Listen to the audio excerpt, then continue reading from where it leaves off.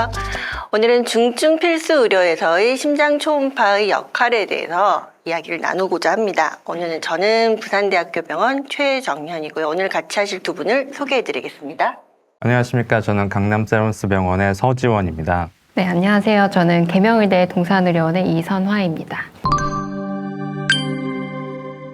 근데 오늘 제목이 중증 필수 의료에서의 심장 초음파 역할. 아마도 응급실 중환자실에서의 심장 초음파 이야기를 하고자 하는 것 같아요. 그렇죠? 많이 하십니까? 일단 응급실에 온 환자분이나 아니면은 중환자실에 있는 환자분들은 대부분이 심장 초음파를 하게 되는 것 같습니다. 진짜로 다예요? 네, 어때요? 거의 기본적으로 응급실에 오시는 분들은 말 그대로 증상이 응급해서 오시는 분들이기 때문에 비단 심장에 진짜 문제가 있지 않다 하더라도 복합적으로 연관되어 있는 경우도 많고, 특히 또 중환자실에 있는 경우에는 다른 원인 때문에 입원을 했더라도 심장에 2차적으로 영향을 받는 경우가 많기 때문에 기본적으로 중환자실이나 응급실은 저희가 심장 초음파를 기본적으로 거의 다 하고 있는 것 같습니다. 앞에 말씀을 조금 드리기는 했는데 우리 지원 선생님이 응급실이나 중환자실에서 심장 초음파가 정말 필요한 경우에 대해서 좀 정리를 해주시면 어떨까요? 예, 응급실하고 중환자실하고 조금 상황이 다를 수는 있을 것 같은데요. 먼저 응급실에 대해서 말씀을 드리면은 가슴이 아프거나 숨이 갑자기 차거나 이런 심장 관련해서 증상이 있으신 분들이 응급실에 오면은 먼저 빠르게 심장에 문제가 있어서 가슴이 아픈지 숨이 찬지를 감별을 빨리 해내야 됩니다. 왜냐하면은 심장에 의해서 그런 증상이 있었다는 얘기는 빠르게 그 부분에 대해서 치료를 요한다는 상태입니다. 예를 들어서 암 환자분이 갑자기 숨을 차서 오시게 되면, 응급실에 오시게 되면은 폐렴이 있어서 오셨을 수도 있고, 아니면은 암 때문에 폐에 물이 차서 숨이 찼을 수도 있고, 마지막으로 심장 주변에 물이 찼기 때문에 숨이 찼을 수도 있습니다. 그럴 때 심장 초음파를 통해서 심장 주변에 있는 물을 발견했다면은 그때는 처치가 완전히 달라지는 경우가 됩니다. 심장 초음파에서 물이 있으면은 물을 빼는 시술을 해야 되고, 폐렴이 있으면은 폐렴에 대한 항생제 치료, 이렇게 치료가 완전히 나뉘어지기 때문에 응급실에서는 그렇게 심장 초음파가 사용이 되게 됩니다. 그러면 선화 선생님, 중환자실에서는 어떤 것 같아요? 네, 중환자실에서도 비슷한 경우가 있겠지만, 중환자실에서는 비단 심장 중환자실뿐만 아니라 우리 다른 원인 때문에 입원하신 분들 경우에도 아까 서지현 선생님 말씀 주신 것처럼 심장에 물이 차서 이렇게 숨이 차거나 하는 환자도 있을 수도 있지만, 보통 중환자실의 환자들은 의식이 없어서 말을 못하고 있는 상태이기 때문에 증상을 주관적으로 호소해서 저희가 검사를 하기보다는 기본적인 환자의 상태를 평가를 위해서 심장 초음파를 하게 되고, 그때 2차적으로 심장이 기능이 떨어져 있는 것을 발견하는 경우도 있고, 그런 경우에는 추가적으로 다른 원인에 대한 치료뿐만 아니라 심장 치료도 같이 해야 환자의 예후가 좋아질 수 있기 때문에 중환자실 환자에 있어서도 심장 초음파 같은 경우에는 기본적으로 시행을 해야 되는 검사라고 생각을 합니다. 근데 사실은 응급실이나 중환자실이나 윈도우가 되게 안 좋잖아요. 다 볼 수는 없잖아요. 선화 선생님 생각했을 때 이거는 꼭 봐야 된다. 네, 굉장히 말씀 주신 부분이 저희가 실제로 이렇게 심장 초음파를 하는 데 있어서 중요하게 생각하는 부분인데, 초음파를 할 때 여러 가지 이렇게 해야 되는, 저희가 측정해야 되는 마커들이 있기는 하지만, 기본적으로 응급실이나 중환자실의 경우에는 심장이 얼마나 잘 뛰는지, 말 그대로 심장이 저희가 수축 기능이라고 표현을 하는데 얼마나 잘 뛰는지가 평가하는 게 중요하고, 그리고 구조적으로 심장 주변에 물이 차 있거나 이런 것들을 기본적으로 평가를 하는 게 중요하고요. 그 다음에 저희가 심장 안에 있는 문인 판막의 상태나 이런 것도 추가적으로 평가를 하면은 저희가 이런 환자를 보는데 많이 도움이 될 수 있을 것 같습니다. 사실 CT를 찍는 것도 요즘은 사실 응급실에서 CT를 더 많이 찍으시긴 하지만, 사실 그것보다는 그냥 바로 베드사이드에서 우리가 어프로치를 할 수 있는 심장 초음파를 일단은 빨리 할 줄 아는 게, 사실 CT가 어벨러블 하지 않은 상황도 많잖아요. 환자가 갈 수도 없는 상황일 수도 있고, 특히나 ICU 같은 경우 환자 벤트하고 있거나 이런 경우에는 훨씬 그런 게 더 유용하지 않을까 이런 생각이 들고요. 그다음에 ICU에서 선생님들 많이 보시는 그런 거 있잖아요. 환자가 타키카디아예요. APB 떴어요. 에코를 해주세요. 가면은 APB에 170회 이러는데 뭐가 보일까요? 뭘 봐줘야 돼요? 굉장히 빠르게 뛰고 있다라는 것을 볼 수가 있겠고요. 그래서 그럴 경우에는 심박동수를 좀 조절하고 다시 평가하자 이렇게 이야기를 드립니다. 근데 이게 가능한 이유는 이 심장 초음파가 CT처럼 조영제를 쓰는 것도 아니고 몸에 해로운 방사선이 들어가는 것도 아니고 뭐 수액이 들어가는 상태로 해야 되는 것도 아니고 그저 몸에 해롭지 않은 초음파를 가지고 하는 거기 때문에 여러 번 할 수 있다는 그 장점이 굉장히 큰 것 같습니다. 사실 환자 매니지먼트에 있어서는 ICU 환자들에서는 기본적으로 기본 심장 초음파는 좀 하실 수 있어야 되지 않을까 이런 생각이 많이 드는 것 같아요.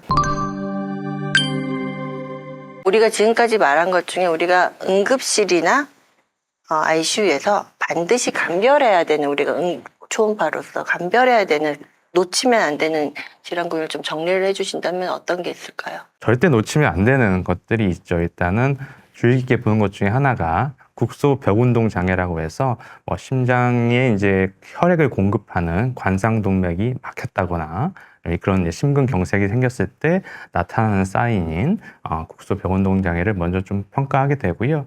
또한 이제 노인 환자에서는 판막에 이제 노인성 변화가 이제 굉장히 흔하게 나타나기 때문에 혹시나 중증의 판막 질환이 있지 않은지 그것도 심장 초음파로 이제 확인을 하게 되고 또한 이제 오랫동안 이런 중환자실에 누워 계신 분이나 아니면 암이 있는 환자나 이럴 경우에는 혈전이 잘 생겨서 폐동맥을 막아버리는 경우가 있습니다. 그래서 폐동맥 혈전증이 혹시나 있는 건 아닌지에 대해 초음파에서 심장의 모양을 가지고 확인을 하게 되고요. 그 밖에 심장 안에 있는 혈전 절대 놓치면 안 되고 또 뭐가 있을까요? 일단 저는 급성 대동맥 파열? 네, 그것도 심장 초음파에서 다 보이는 거는 아니지만 보이는 경우들이 있고 저도 실제로 보이는 경우도 있고 특히 임산부에서 저는 한번 봤던 경우가 있어서 거의 만삭 임산부였는데 대동맥 파열 소견을 보여서 응급하게 아기 출산을 하고 대동맥 파열 수술까지 했던 것을 봐서 이런 경우에서는 특히 임산부 같은 경우는 CT는 당연히 찍을 수 없고 그래서 이런 초음파의 역할이 크지 않았나 생각을 합니다. 마지막으로 그럼에도 불구하고 우리가 다 볼 수는 없기 때문에 이런 거는 주의하셔야 된다. 한계, 단점 이런 거 이야기 한번 해볼까요? 선아 쌤 어떻게 생각하세요? 네, 아까 서준 쌤 잠깐 말씀 주셨는데 중환자실이나 응급실에서 환자들의 맥박이 굉장히 빠른 경우 그러한 경우에는 저희가 심장 초음파로 심장을 평가하는 게 완벽하지 않는 경우들이 있으면 특히 이렇게 맥박이 빠른 빈맥이 있을 때는 정상 심기능을 가졌어도 그 당시에는 심장 기능이 떨어져 보일 수도 있고 판막 질환이나 이런 것들이 정확히 평가를 안 될 수 있기 때문에 그런 건 좀 단점이 될 수 있고 그리고 이렇게 검사를 하는 사람의 숙련도도 조금 제한이 있을 수 있고 환자가 너무 이렇게 좀 비만이 있거나 아니면 오히려 너무 마른 사람인 경우에는 저희가 아무리 이렇게 초음파를 잘 하려고 해도 보이지 않는 경우들이 있어서 그러한 경우에는 검사에 좀 한계가 있는 것 같습니다. 전문가한테 검사를 받아야겠죠. 그래서 항상 이게 기계가 하는 검사가 아니고 사람이 주도적으로 하는 검사는 실제적으로 영상을 얼마나 잘 획득하는지에 대한 스킬도 좋아야 되고 그걸 보고서는 또 판독을 잘하는 스킬 두 가지 다 갖춰야 되는 면이 있는 것 같습니다. 그게 아무래도 이제 심장 초음파는 하는 사람이 중요하니까 잘 찍고 그것을 잘 판독해야 된다는 그런 이제 하나의 산을 좀 넘어야 되는 그런 전문가적인 좀 능력이 필요한 그런 검사다라고 좀 얘기할 수는 있겠습니다. 특히나 ICU랑 ER은 더 그런 것 같아요. 왜냐하면 그 자리에서 뭔가를 결정을 해야 되기 때문에 본 사람이 정확하게 결정을 하지 못하면 환자가 굉장히 산으로 가는 경우들이 흔히 있거든요. 만약에 봤을 때 이상하다고 생각하면 빨리 우리 심장 초음파 전문의 선생님들을 빨리 콜을 하셔서 필요하면은 포토로티를 하는 거고요. 잘 봐야 되니까. 그다음에 안 되면은 컨트라스트 하시나요?